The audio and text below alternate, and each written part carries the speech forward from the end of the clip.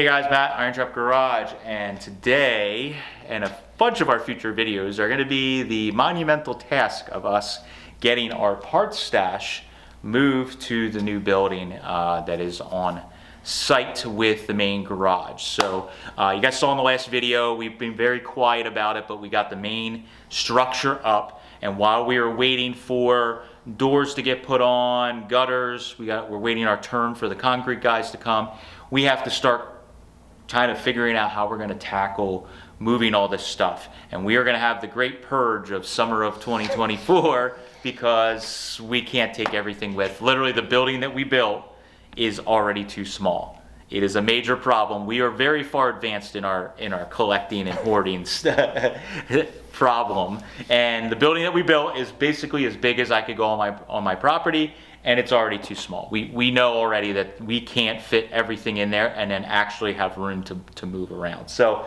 we've been very fortunate at the building that we're at that they kind of let us spread out a little bit as we get big collections or estates that we buy out. We can put pallets and Mike goes through them slowly and we spread out.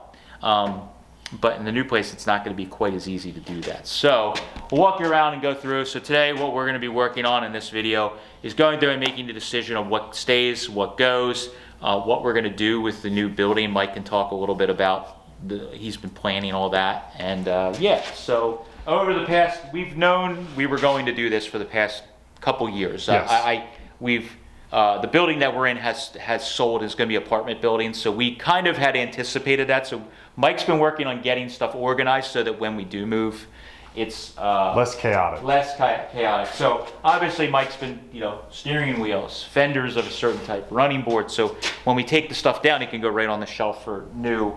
But this is the problem we run into with these estates. We don't really show any of this, but this is the I don't want to say downside, but it is the dirty side of doing how we buy. You end up with pallets from every estate like this. This is from Pittsburgh, right? Yes, we have 2 pallets from Pittsburgh. It's just random stuff. Yeah, so that was from 21. Yeah. So 2021, we did the buyout from Pittsburgh. It was a lot of 35, 36 stuff, and we literally still have pallets of stuff. We have this is from Beasley Estate with the old stuff. And the stuff we bought in Wisconsin too. Yeah, so every estate or collection or purchase we do, we end up with these pallets of just stuff.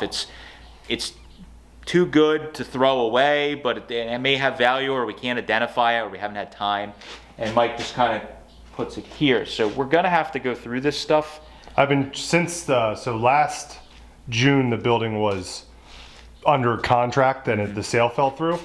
So since then I've been going through, picking a pallet and just going through it and identifying as much as I can so we don't end up with more of these. Just try and get rid of as much as possible so we don't have 1,500 pallets of random stuff. And that's why last year, you guys may remember, we did a scrapping video, and we showed in a week in a life of we were scrapping. People were losing their minds that we were scrapping flats, which we're gonna do more of today. Because we just get so much of every estate we go to. We're now past handful of states, we're turning down engines. People were like, oh, there's 6 flatheads against the wall, that was included, do you want them? Nope. And they're like rusty, stuck. We're like, we don't even want to move them, we already have enough. So we scrapped a bunch of rears. This is our rear collection. It's been, believe it or not, has been narrowed down. There was a lot more. So we were trying to keep better ones, like we have a 354 from no, that's 378, but we have one of these. That's a 354 from a 46.8. There's a couple of Columbias that I've been squirreling away.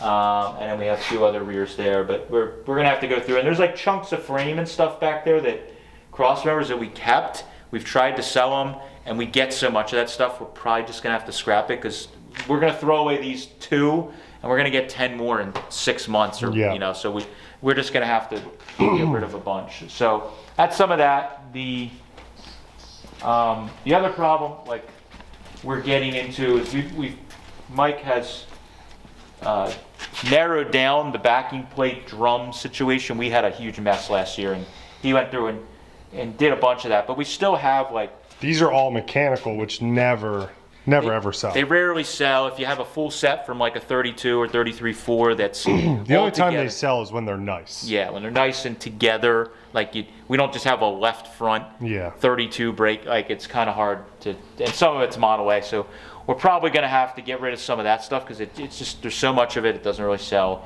It's an unfortunate thing, but we do have to scrap some stuff. But Mike's been going through, and these are our junk drums. yeah, we're gonna have to junk some of these. These are Buick ones that pieces are broken out of, or there's issues with them. We've tried selling them. We tried giving them away to friends. They're just gonna have to go, unfortunately. So some of that. We're really low on. Yeah, I've been selling the shit out of spindles and brake pedals. We have like none. This used to be so full you couldn't even see the daylight through the window back there. They were like stacked up. So Mike's been doing a great job of selling them. We're kind of low on them. We've actually, I don't think we have, a lot of these are mock-up because they were ones from the DeLorean car that were so rough. Rough, you wouldn't run them. No. Yeah. So there's a lot of that kind of stuff. So that's helpful that we've sold it. But like shocks, we have so many shocks. And we get I got another 30 pairs out there. So we're going to probably go through, and if they're really junky, we're going to... Probably this half of the shelf. So this half over here works. This half is broke. So... right in the bin it goes. Yep. So that's going to go... trans stuff. I think we'll probably hang on to a lot of the trans stuff because we scavenge so much of them. Yeah, and Mike's done a good job. We didn't show this, but Mike's been trying to coordinate and organize some of our trans, especially early Ford trans parts, because we've been going through and putting together good rebuildable transmissions for people that we've been selling, and Steve's got it down to a science now where he can take apart a side shift, steal the guts, put it in a 39 case, and now we have a good 39 trans. So we've been doing that, but we're also starting to get people calling us because they're looking for parts, pieces of transmissions. So we're now trying to get that stuff all sorted so that if you call or you need something. This is going to be Steve's nightmare when it moves to the new building, because I have a pallet over here of parts from transmissions, and there's about 8 boxes from the last handful of estates. So Steve's going to be a transmission expert on teeth count and stuff. Yeah, so that's all going to take a long time to get organized. Yeah. And then this is the problem we're going to address today, is we have a bunch of engines, transmissions, like we showed. There's flywheels and clutch parts, because I am a hoarder. If we have a pressure plate that looks like it might be good, I'm like, oh, put it to the side. We might use it on something. Some of those are going today. Yeah, some of those are gone, but we do have new ones there, so we're going to try and keep new stuff, or really good stuff. But we have engine blocks sitting from different estates. There's a small block. There's a 283 back there.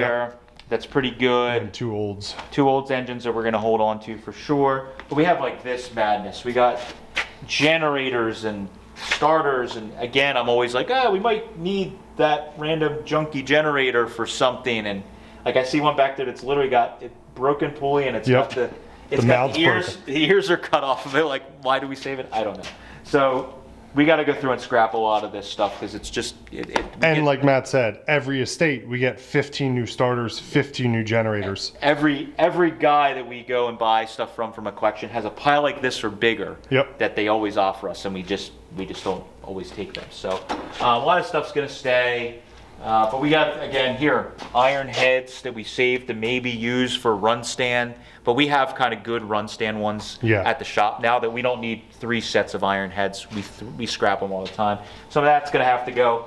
Back here I have flathead blocks that were like our maybe blocks. There's some that we like ran on the run stand or tried to, where there was an issue. Like there's one in there I think we ran for a very short time and it made some noises, and Steve took it apart.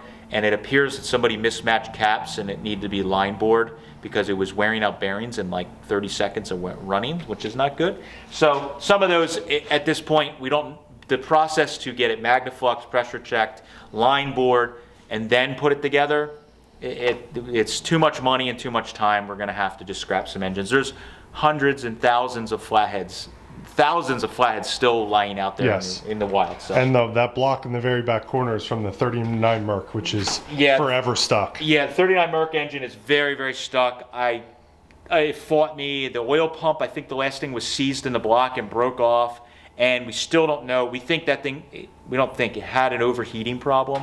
So there's a good chance it's cracked. And again, that's the same idea. The process to go through just to find out that it's good is not worth it for us, unfortunately. So I'm going to have to break up with some of these engine blocks because we've already moved them too many times. There's not really much that's scrap back here. Yeah, that's all good stuff. Yeah, that's all good aluminum.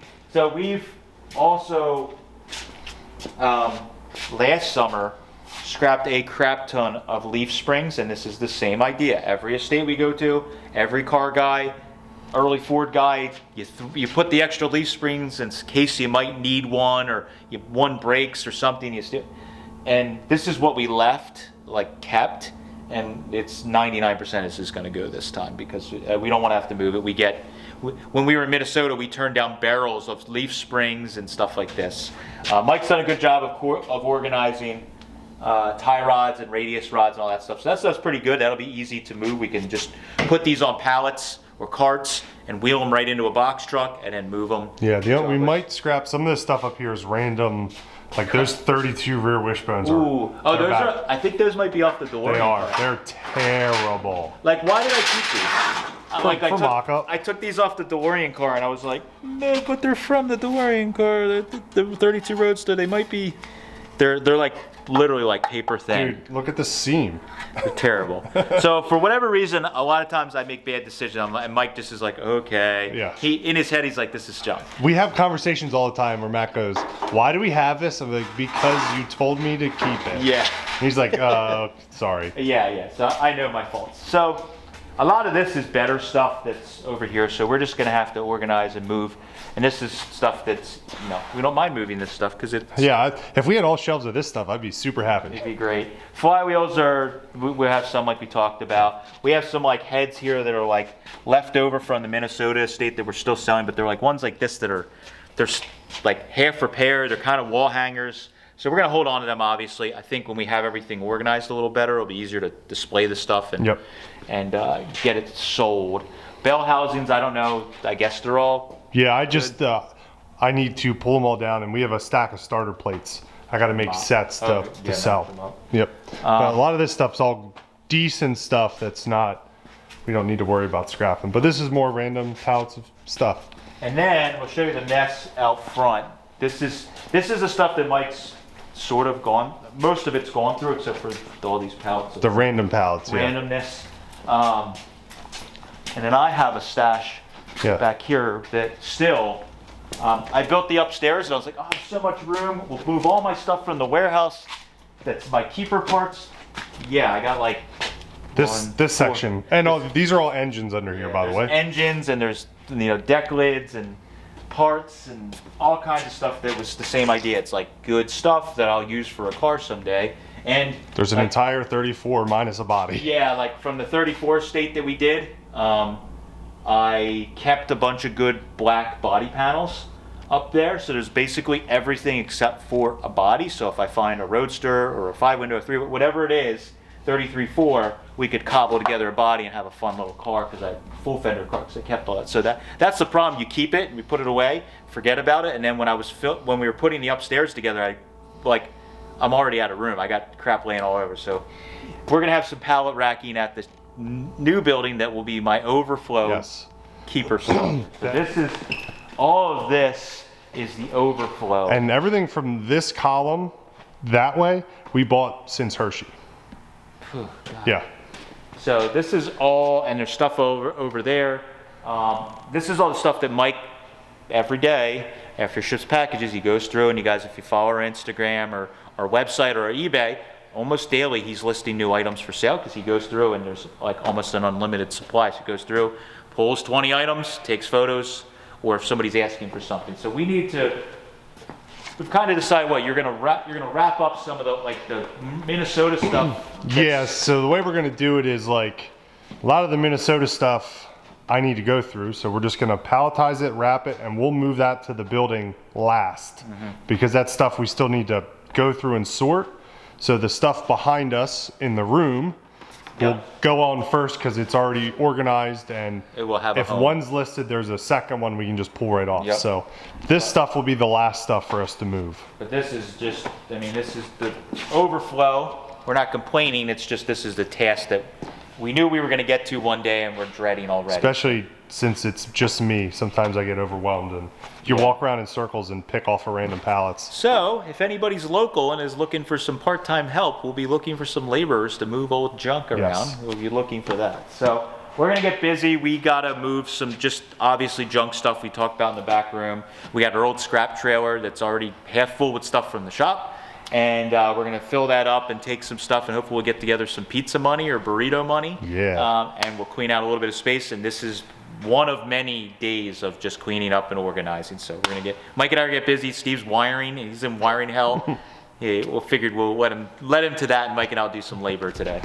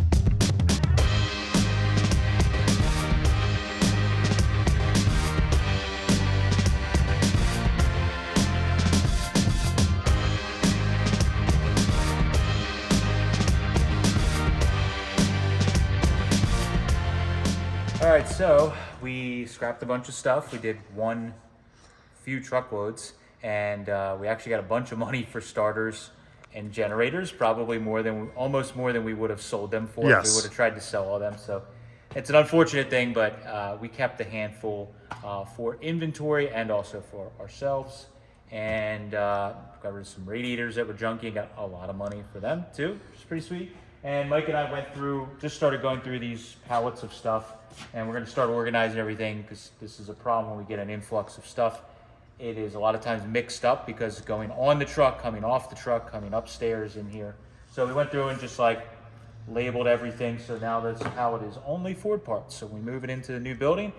Mike knows it, and we know, not just Mike, we know that we're going to be going through all this stuff and putting it away because it's Ford stuff, and then there's GM or other stuff, and we can put that aside because it may not have as permanent of a home as some of the stuff that we have duplicates that's early Ford. So that is just a sneak peek into what we're going to be doing this summer. A lot of is going through, organizing, throwing things away, making hard decisions that are very difficult for me as a recovering hoarder, and getting it all moved over to the new place. So thank you guys for following along. Appreciate it.